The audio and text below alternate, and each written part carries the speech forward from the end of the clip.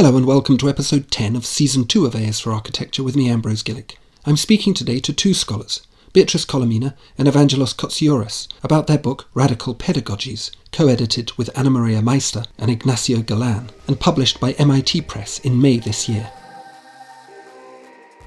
So in the end, that led us to think about what the word radical means. And actually the word radical comes from radix in Italy, radice in Italian, which means root. So it's going back to the root. In the case of the, let's say, radical revolutionary students, that's kind of disturbing the foundations and trying to shake up the building. But in other cases, like Hayduk, like Rossi, like so many architects of this period, it goes back to what they understood to be the foundations of architecture, right? And those are radically opposed, if you want. I shouldn't say radical again because this is confusing, but it's very different approaches to the same thing, but they all end up producing a completely different way of teaching architecture from what had been done previously. A is for Architecture, a podcast about architecture, buildings, urban culture and space. Hello and welcome to another episode of A is for Architecture. I'm talking today with Beatriz Colomina and Evangelos Kotsioris. I think I got that right. No. Kotsioris. Kotsioris. I'm sorry. Would you be so kind as to introduce yourselves? Evangelos, maybe first. Sure. My name is Evangelos Kotsioris. I'm an architect by training, but also a historian and curator. And currently I'm an assistant curator at the Museum of Modern Art here in New York. Oh, fabulous. And Beatriz? Beatriz Colomina. I'm a professor of architecture at Princeton, and I direct the PhD program on the Media and Modernity, which is an interdisciplinary program at the university. Did you train as an architect, Beatriz? Yes, I trained as an architect in Barcelona. I see. And worked in practice, or did you move directly into academia? When I was a student, I was already helping in the history theory department, and it happens that as I graduated, there was a position, a full-time position, and they encouraged me to apply. I thought I would never get it, but then I got it. And that's how I ended up in academia. I did a little things where I was a student, and I worked in some studios and did a few things here and there, but not significant. I mean, I was always more of an intellectual. Ah. So that's good to hear. It's an important part, I think, of talking about in the podcast is to talk to people who have taken architecture in different ways, because I think in architectural school, and this is something I think we'll touch on in our conversation, there is an assumption that the profession is where you should be headed, and if you are not quite strong enough, you get swept away into academia or lose touch with professional practice. Evangelos, were you trained in architecture? Did you train as an architect? I was, and I actually worked for a few years as an architect in professional offices in the United States, actually in Europe much more. But then I got into the PhD program at Princeton, where I started working with Beatriz. And I think the Radical Pedagogies project was one of those projects that actually merged the two, because we would always pursue the research and have seminars and in-depth discussions, but we also wanted to share that research with a broader public, and we started doing lots of exhibitions and presentations, thanks to Beatriz's initiative, actually. So I think that's another way of merging these two parts of the brain, which is like the thinking part and the doing part, which is very nice. So Beatriz, your pedagogical approach at Princeton has been focused, I suppose, on alternative ways of exploring and expressing architectural knowledge and information. I probably should say we are here talking about one of your new books, Radical Pedagogies, published by MIT Press this year, which is a beautiful thing. I mean, it's a gorgeous artifact in its own right, but it's about this idea of alternative ways of educating architects and educating the public in architecture. Yes, and educating PhDs.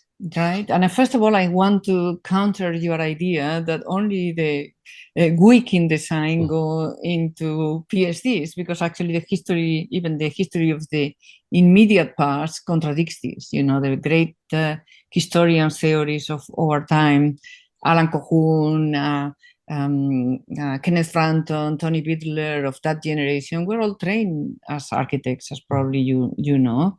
And at a certain point went into history theory and developed it that way.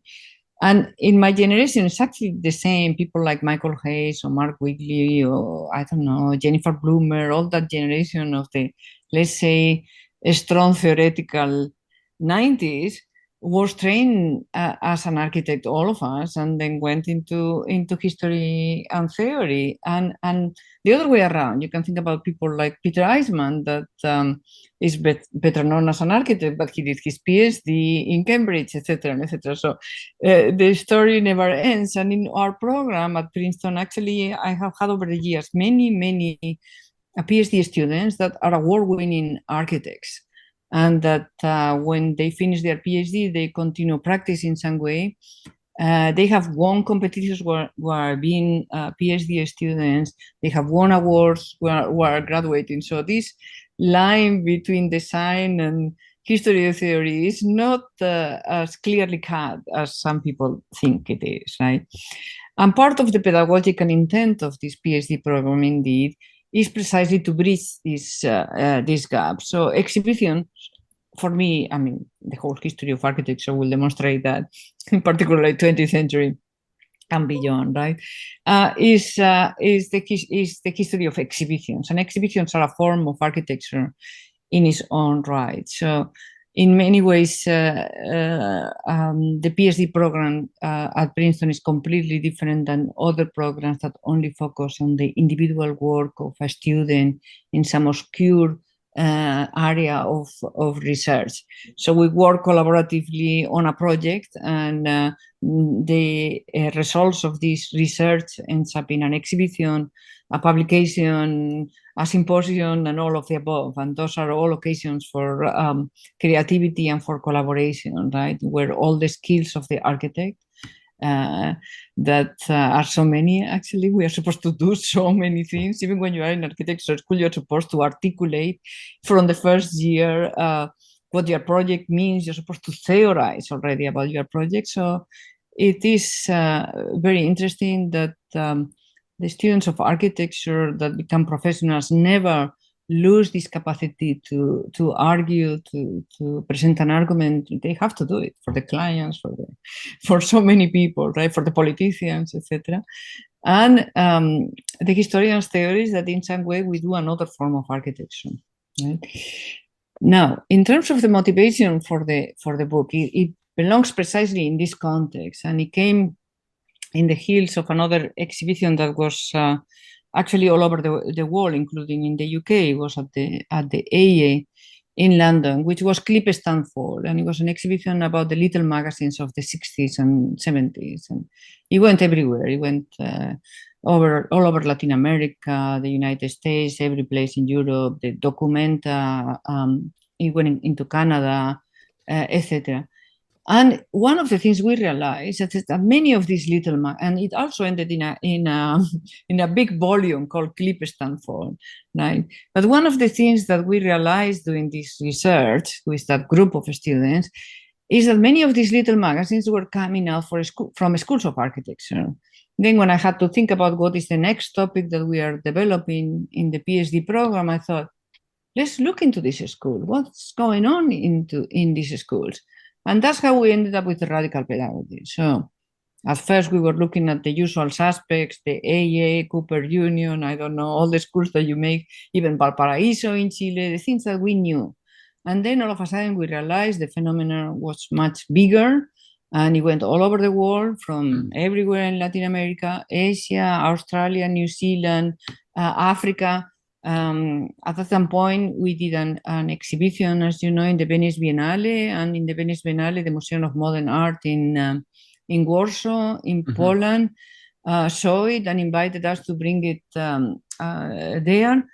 And then we collaborated with the scholars in Poland and in East European countries. And we realized that even in East European countries, there had been a lot of innovation in pedagogy during this period. So this is how we started this massive research into, let's say, the incredible explosion of experiments in pedagogy that took place in these years, particularly the 60s and 70s, right? Yeah, particularly the 60s and 70s. I thought that was something I was going to come to, because it does have, the book is really interestingly laid out with a standard contents page, and then a contents page by date, by decade, and then by longitude as well. And I thought that's that's a very clever device, because it does help gather it. So there are roots to this explosion of pedagogical approaches, but it really shifts gear in the 1960s and in the late 1960s. What is it? What specifically are these pedagogical approaches? If there are one or a few causes, what is it that's demanding this? Well, we can think about 68 as the crucial kind of moment of revolution in so many aspects of society. But the fact is that 1968, as we did the research, started much earlier in certain parts of the world. So many of the experiments in Latin America precede in 1968. And many continue in countries like, for example, Spain, where we have a dictatorship until 1976, in countries, again, in Latin America, where they had dictatorships until well into the 70s. So, in fact, many of the cases are around this moment of 1968 and probably provoked by it, but we went back. In fact, we went back, and there are a couple of cases even in the 30s and 40s, which are like the predecessors.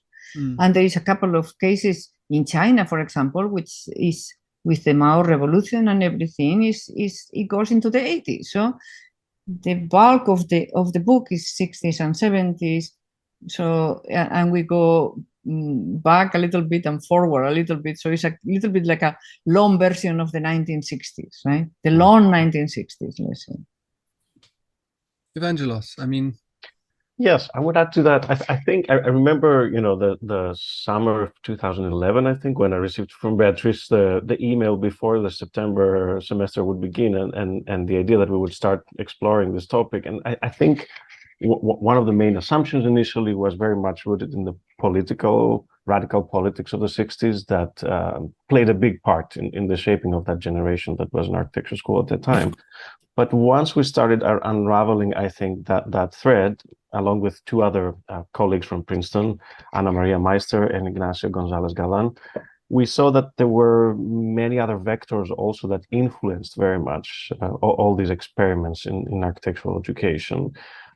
Things from a heightened understanding of consumerism, or the ways in which architecture serves capital, the wave of decolonization that shook South Asia, Africa, and many other parts of the world, the first questions on the environment, which are actually much precede even the oil crisis of the 70s, and so many other things that really instigated a lot of thinking within schools and among students on how architecture can participate in these conversations, and how it has been complicit, let's say, sometimes with the wrong side of history, so to speak. So I think the political aspect is very important. But then after the war, after the Second World War, there's so many other questions that come to the forefront in design education. So there's a sort of, you answered the question before I got to ask it. This idea of the political totalitarianism is obviously something that is resisted through these things, and maybe there's some examples you want to talk about there. But the issue around the post-colonial moment seems to me to be the critical thing. This breaking down of the Western European claims to supremacy and claims to righteousness in many ways that start leading to this challenge. But yeah, as you say, sort of concretized in 1968. But was there something there also that was to do with a discontent about modernism and modernity as a paradigm as well? Because you see, that anxiety.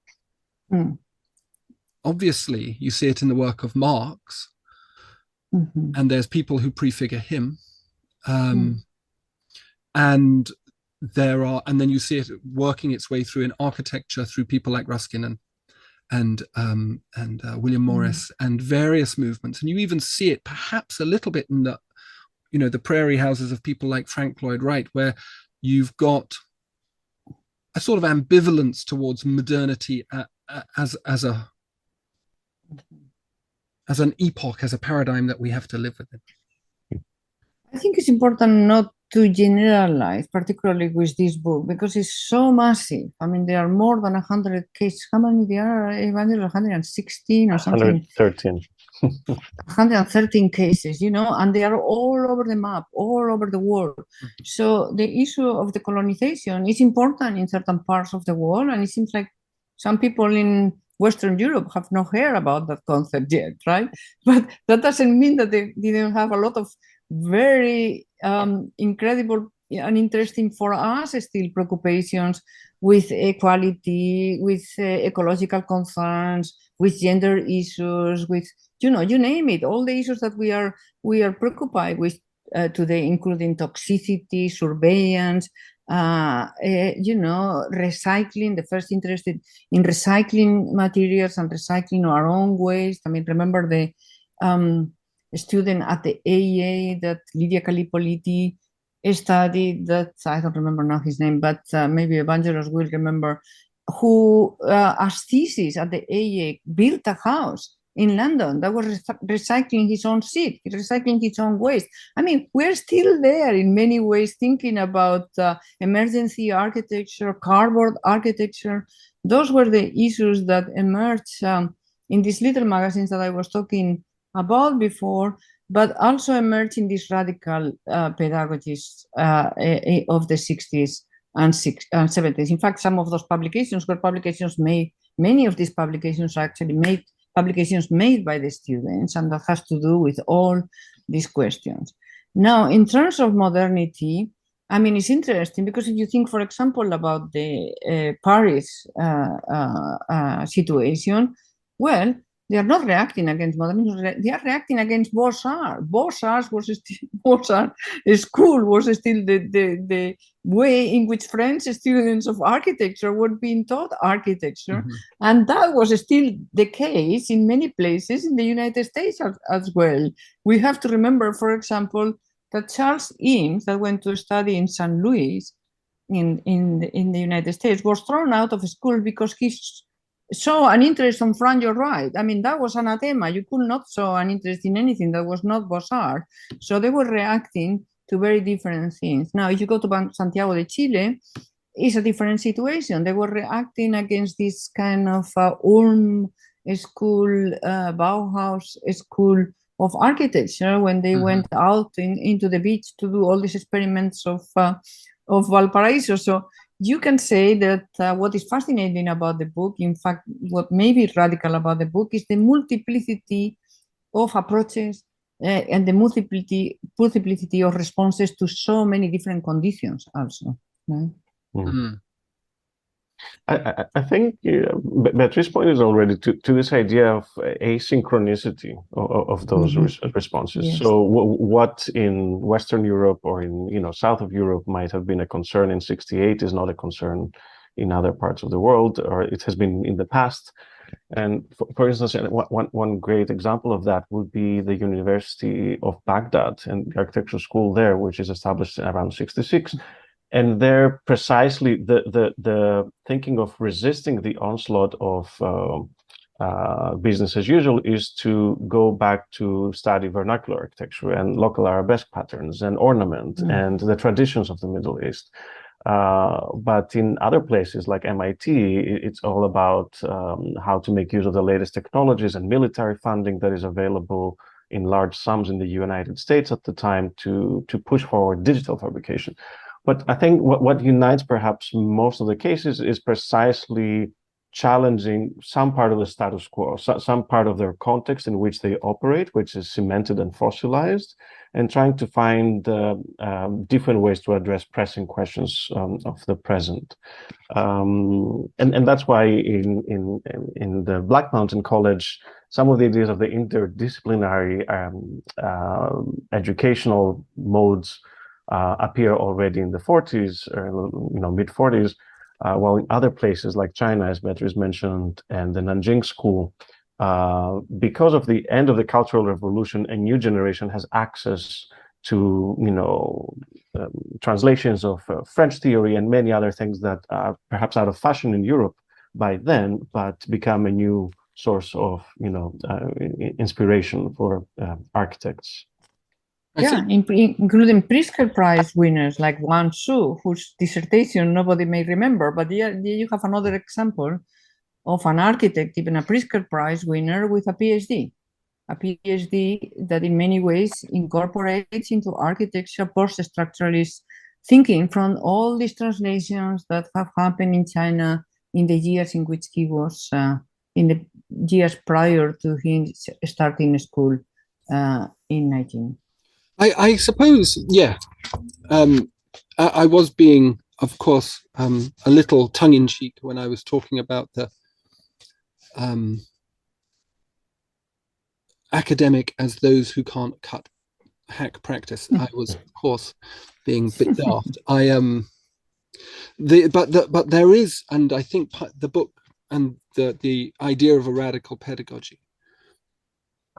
there is still within architecture school, certainly ones that I've encountered in my teaching and practice life, a certain assumption about the unreality of architectural education. So one of the questions, I was going to come to this later, but one of the questions, so looking at your index, you see that there's this concentration around the 60s and 70s of these radical pedagogical approaches. Most of them die out quite quickly, and you make this point in the introduction that they are quite short-lived by and large. Some of them continue. Centre for Alternative Technology in South Wales, for example, is a good example of one that's continued. But so I was just wondering about this kind of legacy that it's had in a way. But the question that comes before it has to be, what was design in architecture school? So there's the Beaux-Arts tradition that's used in parts of the States and in France, for example. But what was so bad about what was being done? Was it, I guess... Well, yeah, many things were wrong. I think, personally, having been close enough to that generation, I would say many things were wrong. Short-lived, yes, indeed, short-lived, but so was 68. 68 was short-lived, but the effects of 68, we're still living with them, right? So short-lived experiments with long after effects, right? Which doesn't mean that in some cases, what had been instituted as an improvement, as a radical act becomes fossilized at a certain point, and indefensible. And even if certain schools still think of themselves as radical because of these changes that happened in the 70s, one could say, excuse me, but 50 years or 60 years have passed. Maybe it's about time that you rethink the unit system, for example, right? Or any of these other things that were put in place. I'm saying the unit system because you are in the UK, but it could be any other thing. In many ways, what was put in place in this moment is still taught today as if that was the panacea, when in fact we have gone through incredible transformations in the way in which we live and the great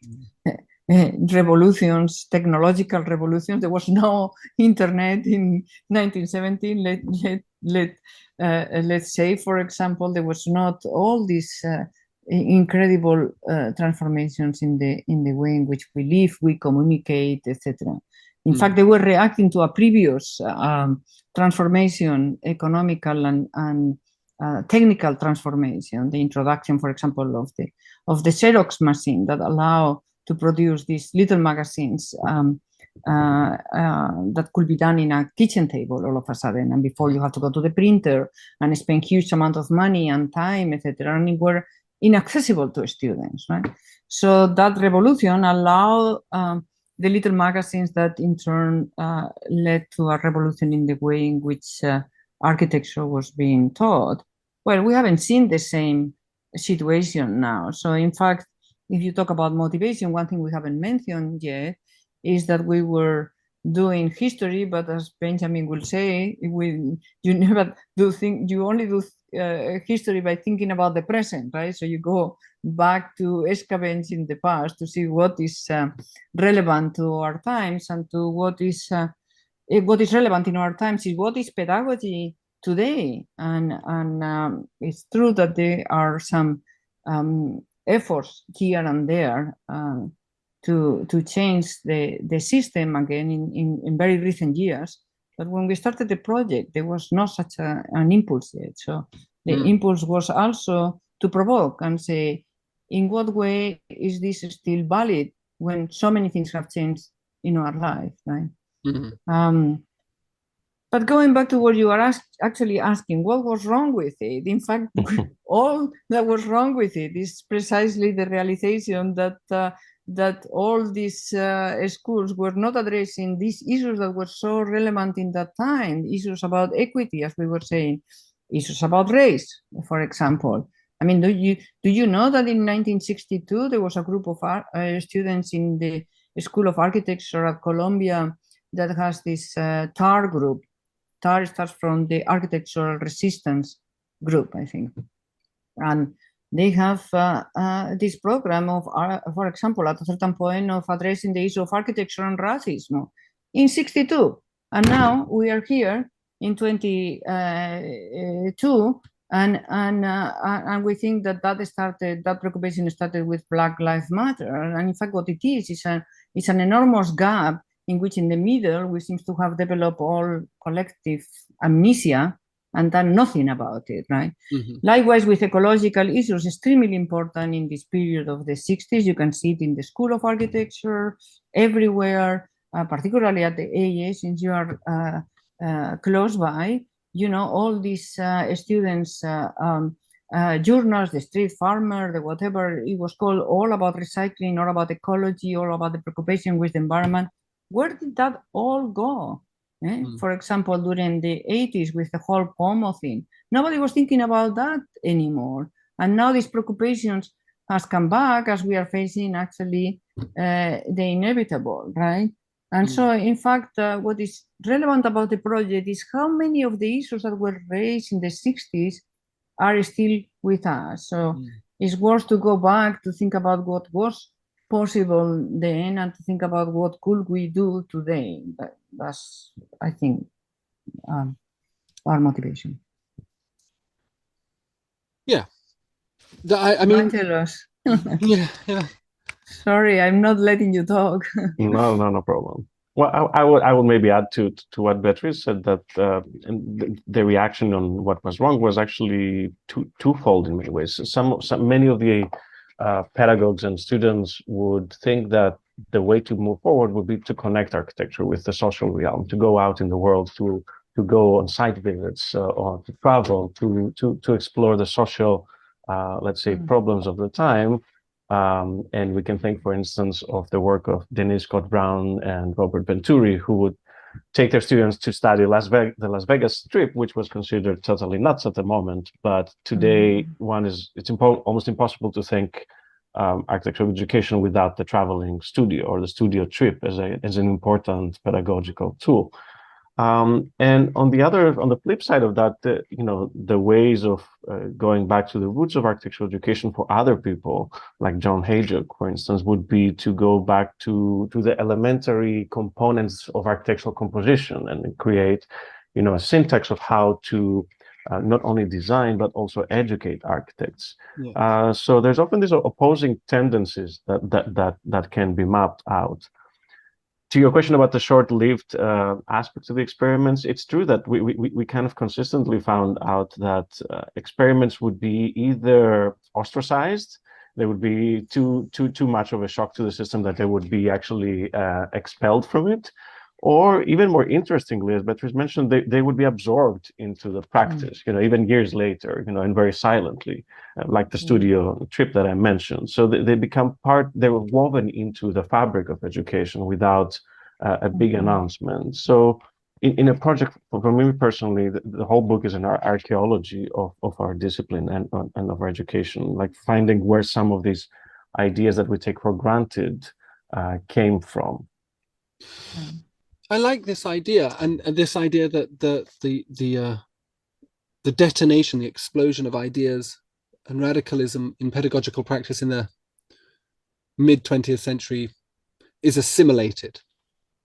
I suppose another way of looking at it is to sort of adopt Dana Cuff's, I think it's Dana Cuff who wrote about the idea of the avant-garde in architecture almost being a permitted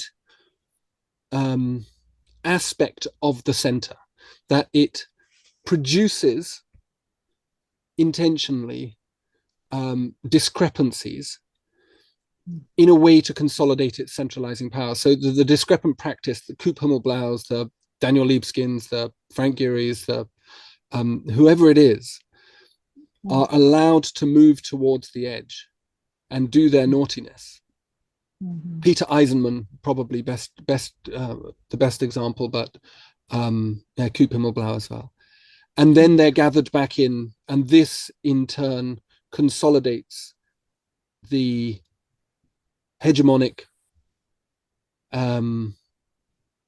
power structures that actually organize architecture and organize architectural production. Because all of these examples that you've talked about are very, very varied. They are all challenging. They are all a critique of the top-down nature of education itself.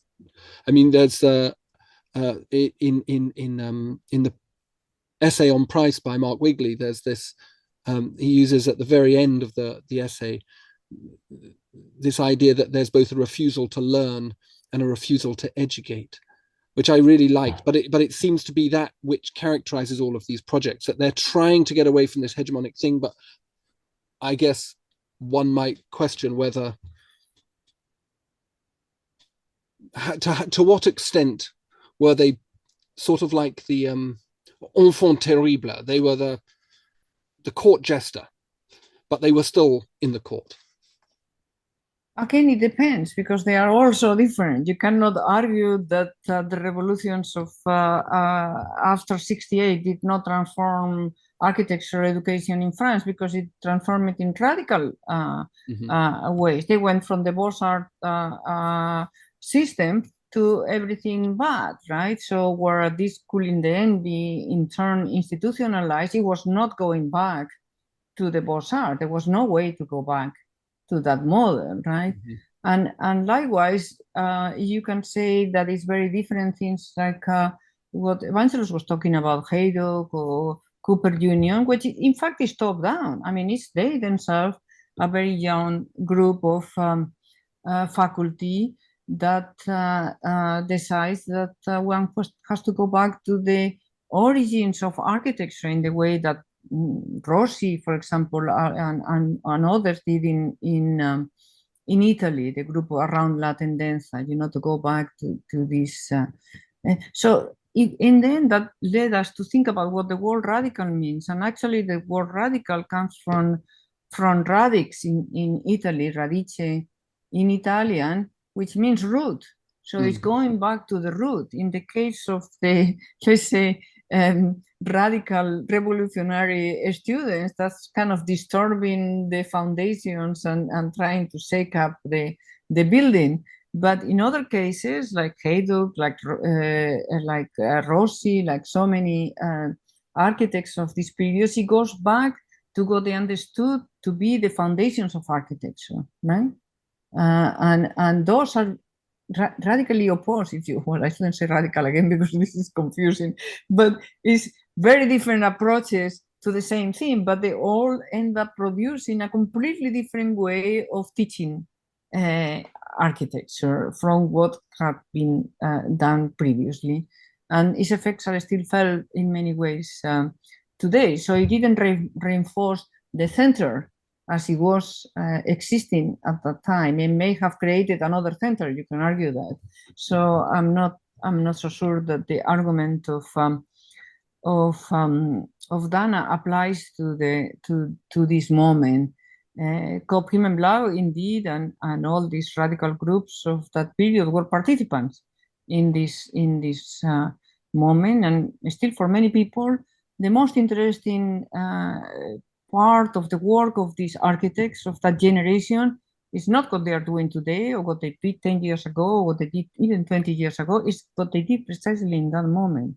Right? We always go back to these extraordinary moments in which Hans Polanyi was doing this little magazine, Bau in Austria, all this fantastic work that he was doing there, Kotsioris, the early years, House Rococo.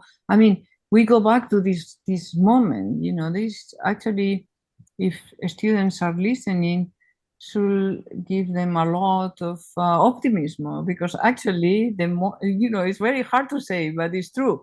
But the most interesting thing you will do in your life is when you are 20 or 25, and in a way, it's downhill from there, right? So it is a very important moment to take yourself very seriously when you are a student and when you are a young faculty. This is actually well known in the sciences. Nobody in the departments of science at Princeton University think that anybody can come up with anything after they are 40, let's say.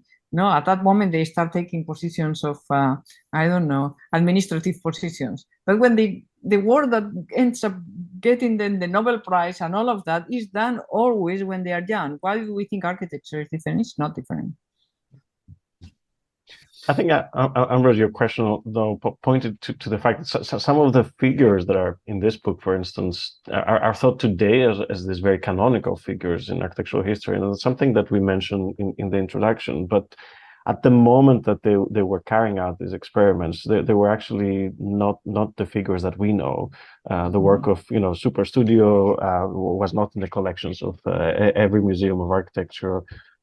Or even thinking of somebody as exposed as Zaha Hadid, who was an educator in London, and in the early 80s would argue that drawing and putting ideas on paper would be a very radical act at the moment when nobody wanted to draw and consider designing as a kind of anathema, or walking through the industrial wastelands of London as a pedagogical method of learning the city.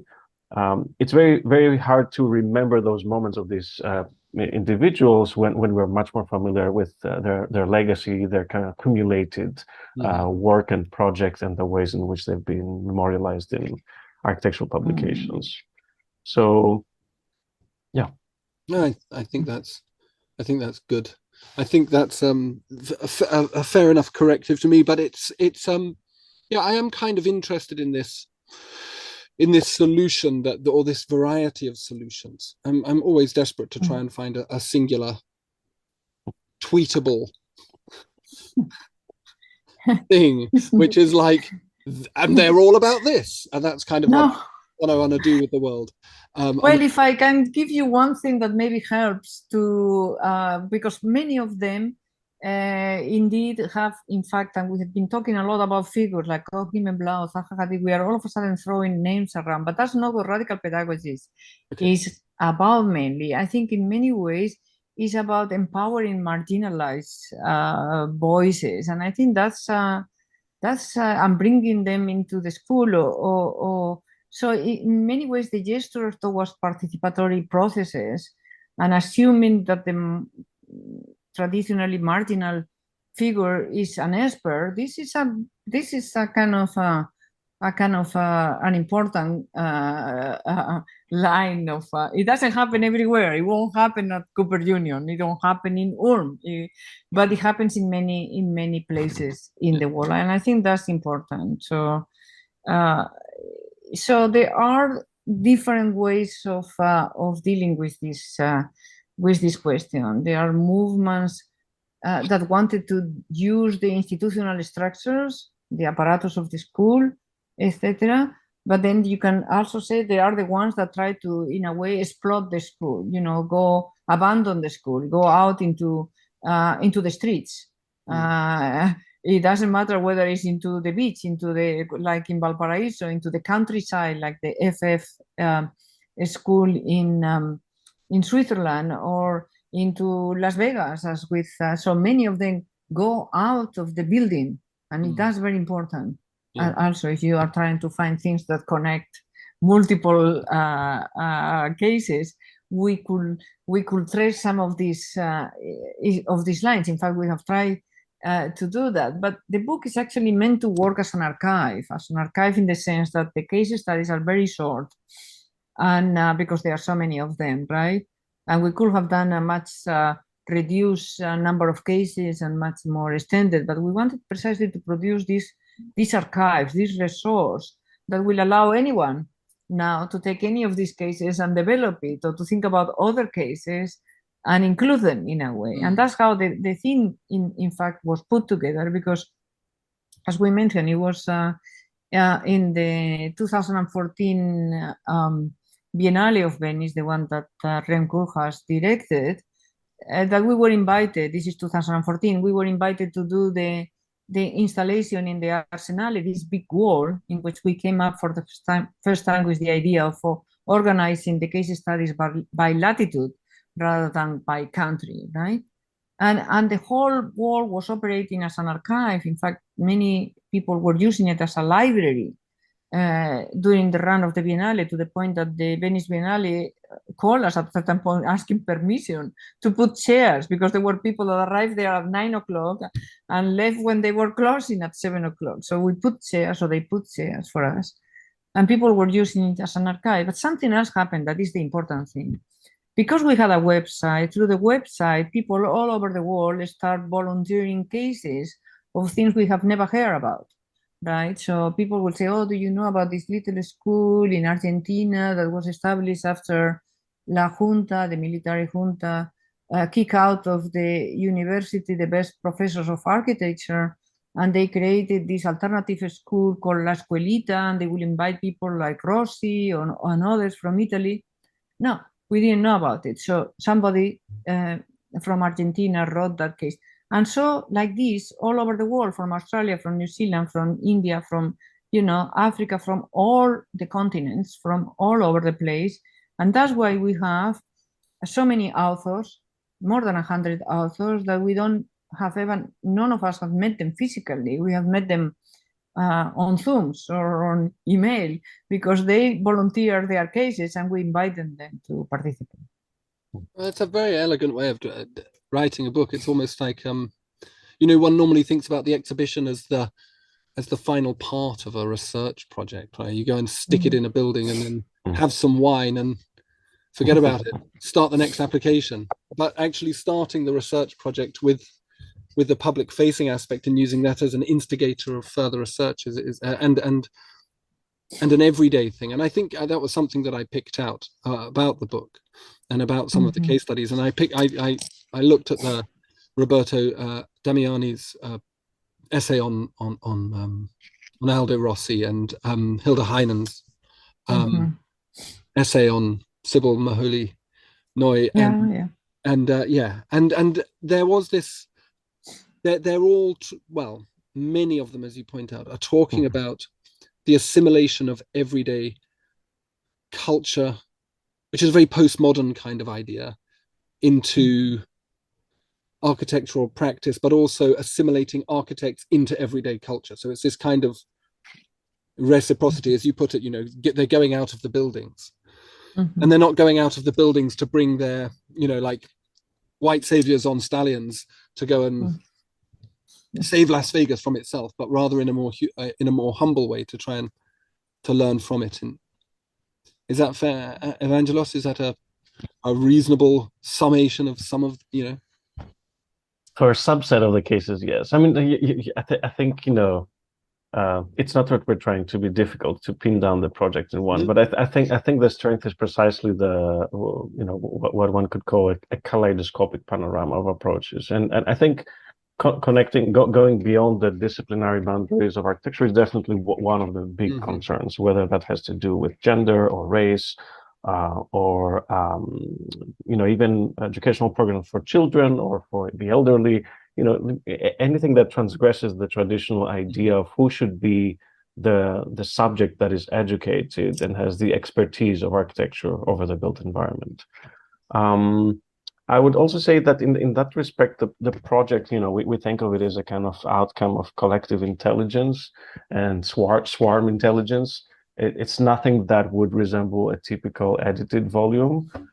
We didn't intend it to be as such. Every time we thought that this is it, and we were ready to kind of put the project to rest, but the return of more interesting examples or counter examples was something that made us, think that there's something that needs to be explored further every time. If we had closed the project in 2013 after the first exhibition in Lisbon at the Lisbon Triennale as a book, that would have been a very neat volume of 20 case studies. It would have been much more homogeneous, much more, kind of canonical. But I'm glad that we didn't, and we felt that this was not a project that needed to be formalized in that respect. And it coincided with a decade in which contemporary discussions among architectural educators also changed a lot. Many of us and our colleagues have been very much actively thinking of what do we put in our syllabi, how do we address the different concerns that have either resurfaced in society or in the classroom. And a new generation of students is actually much more critical and demanding that we address many of these questions. So I think it was a kind of perfect storm in a way that allowed us to look at many different parts of the world and many more different aspects of education that we hadn't thought initially. So this idea of it comes across. I mean, you say it comes across very cohesively, and that's, I suppose, why I'm trying to stick an identity around it. But it's much nicer and it's much more elegant to think of it as this pluralist enterprise with a pluralist identity, which is impossible to pin down. But the impact of this pluralism is an expression of a pluralism that permeates the profession itself. So it permeates pedagogy, and then that breaking apart the disciplinary boundaries, as you talked about, bringing in things like sociology and anthropology, which you see in the work of Denise Scott Brown and Robert Venturi and Stephen Isenor. And this actually diffuses the profession itself.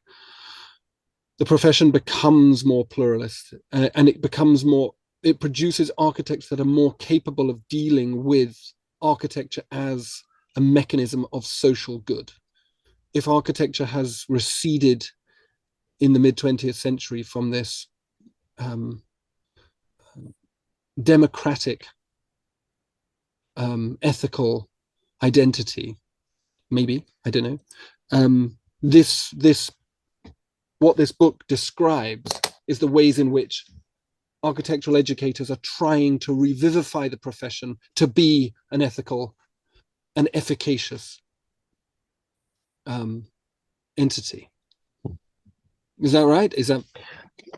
I think trying is a good word, because it's not, we would hope that all of these experiments had indeed succeeded and changed around the gender makeup of the profession or the socioeconomical strata that have access to architectural education.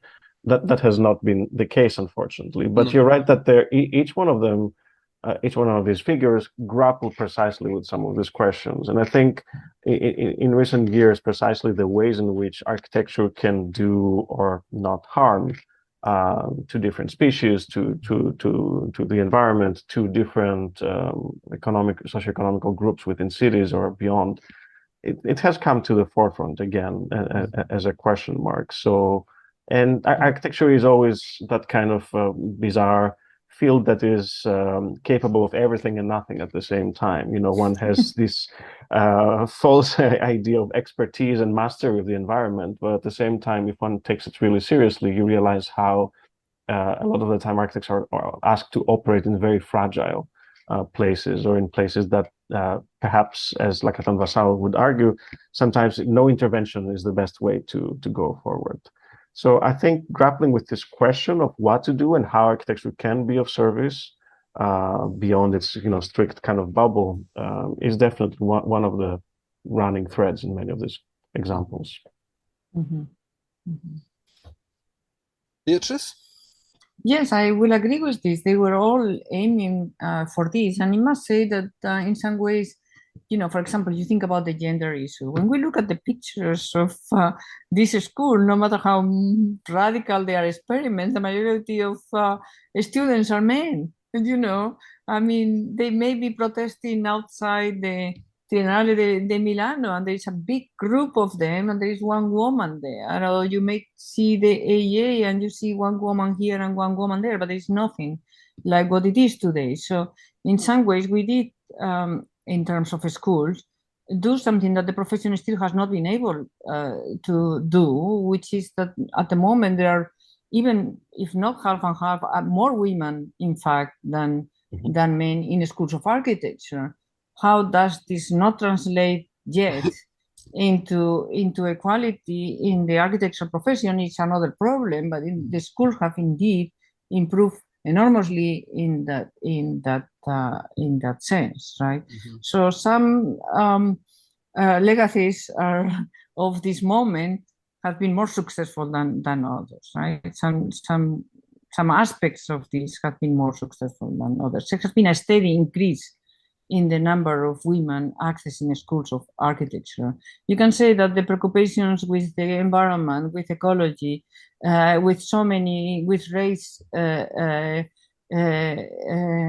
class equity, those have been going more like this, like they were more intense in this moment of the 60s, only to kind of go into some form of oblivion and then come back in more recent years. So not everything is the same. No. But history is never, progress is never a straight line. We know that, right? If it happens at all. If it happens at all. Not well, we hope there is some progress because, anyway. Because it is the question. It's true. It is the question, so representation, for example, is a very good point. Representation, recognition, and rights seems to be the overarching, the ideas of environmental justice amongst them seem to be dominant within many of the case studies that you describe. And we get lots of young architects, young designers, young activist practitioners, artists, and so on and so forth, and collectives coming up with stuff. And yet, look at our cities, and it's quite. For me, this is where as an educator. So I've been, I don't know how long now, teaching in architecture school, teaching history and theory, and teaching design.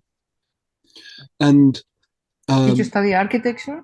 Yes. Okay, there you go. Yeah. And also did an exhibition at the Venice Biennale, but in 2018 as well. But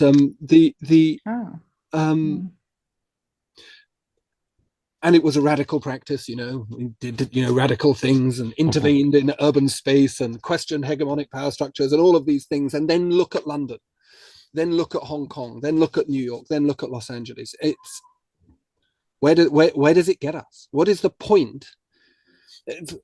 So this is something I struggle with as an educator, is like,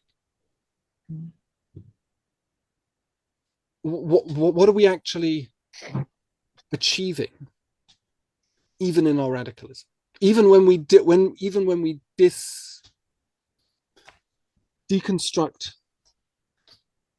power structures? Very few women make it through. 95% of people who start architecture don't finish architecture, because and obviously that privileges a certain minority of people who have the economic power, the sticking, the capacity to, for example, not have families, these kinds of things. So I am kind of interested in this, and I suppose this is the final kind of where I wanted to go with this conversation, is like, what does this teach us? What does this book, what do these ideas teach us?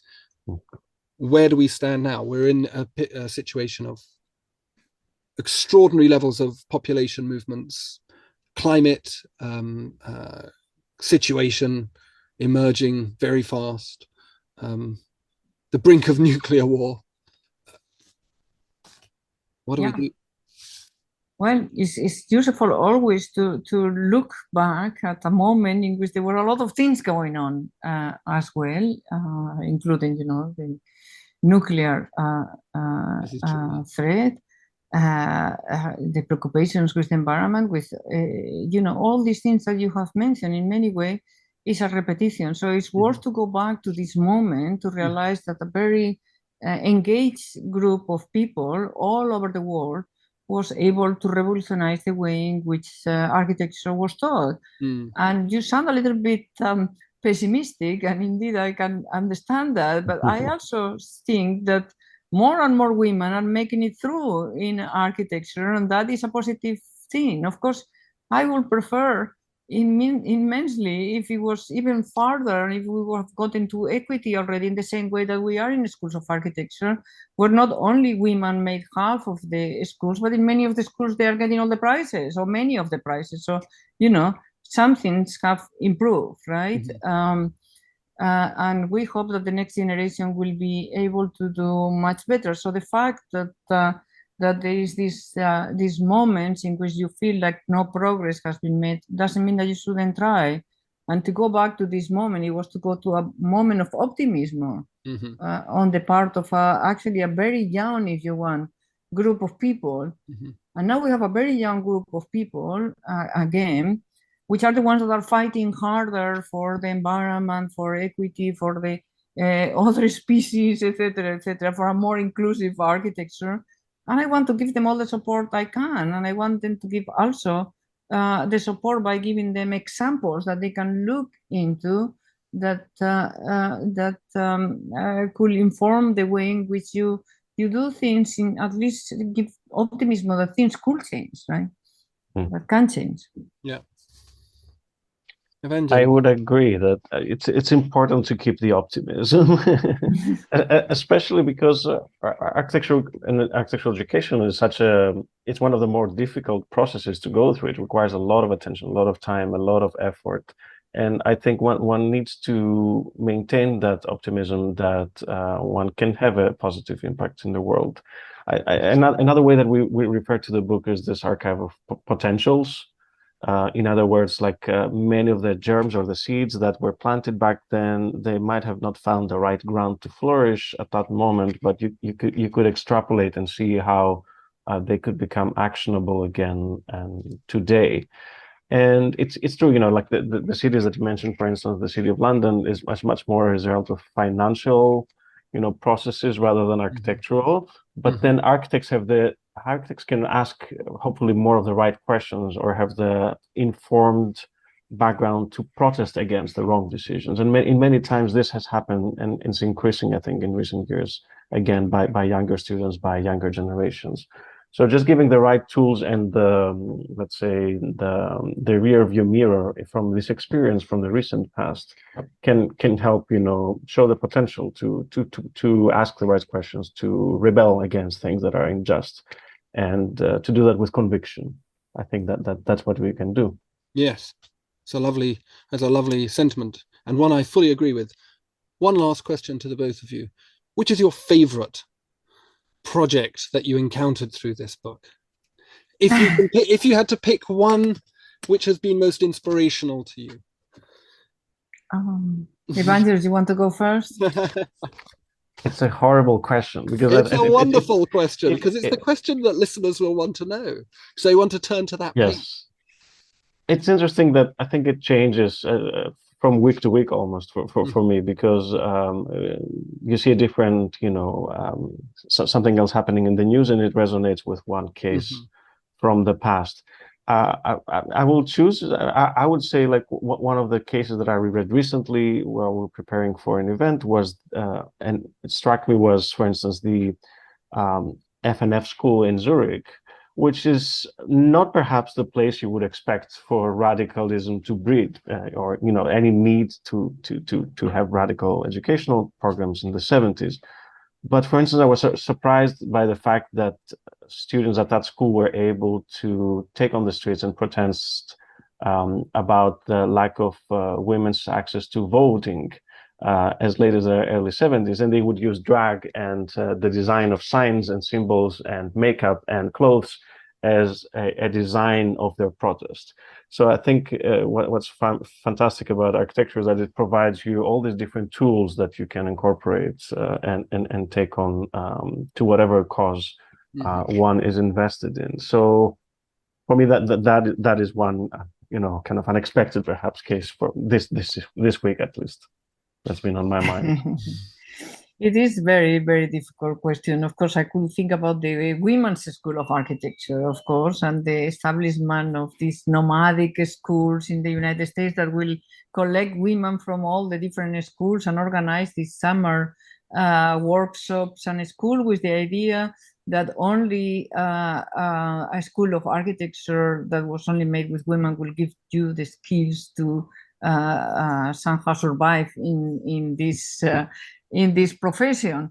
But it's also hard not to think about the Center for Independent Living and the fact that the students activists in Berkeley collaborated with all these people, handicapped people with disabilities that were coming from all the wars of the United States, Korea, Vietnam, etc., to make the campus accessible. And there's this beautiful collaboration in which students go out of the school of Berkeley with faculty and become activists themselves and team together with these people with disabilities to make the campus and housing accessible with people with disabilities. And it's very important because that led to the American with Disability Act. And I like that example because it could empower students to know, what you do has an effect. These are very young students helping people with disabilities, or what we will now call non-conforming bodies, live on campus, right? And it took until what it was 1990 to get the American with Disability Act. So the fact that it took so long doesn't mean that you don't have an effect. You have to keep going at it. And it means also that the students have agency. Because we are talking about the book, I will mention also the cover of the book, which is actually the Ife University in West Nigeria. And it's very interesting because it's the idea, and there are cases like this, that the building itself is an instrument of radical pedagogy in a moment, of course, of decolonization, and decolonization in a double sense, because it's the independent movement in Nigeria in 1960s, but also the idea that the building, which is a concrete building, is a critique of the British model of tropical architecture, right? And it's also very interesting that unlike all these other cases that we were depressed that nothing is happening today, it's still very lively today as a school. And so the idea that a building itself can have an effect in what happens, I think that's very interesting to me. That was, there are few cases like this, but I think those are very interesting. That's a lovely moment to finish on. Thank you very, very much, Beatriz and Evangelos. That's a lovely conversation. Thank you. Thank you for having us. Thank you, Ambrose. And so it goes. Thank you to Beatriz and Evangelos for taking the time and their input. It's an interesting book for many reasons and in many ways. Thanks to MIT Press for sending me a copy. Please see the podcast description for links to it, to the press, and for Beatriz and Evangelos' professional profiles. Beatriz is a prolific academic superstar, so you don't have to look too far to find something by or on her online. Have a look. It's the superstructure of superstardom, which is a phenomenon in its own right. Please like, subscribe, follow and share Ears for Architecture around your digital domain, and thanks for listening. Cheers.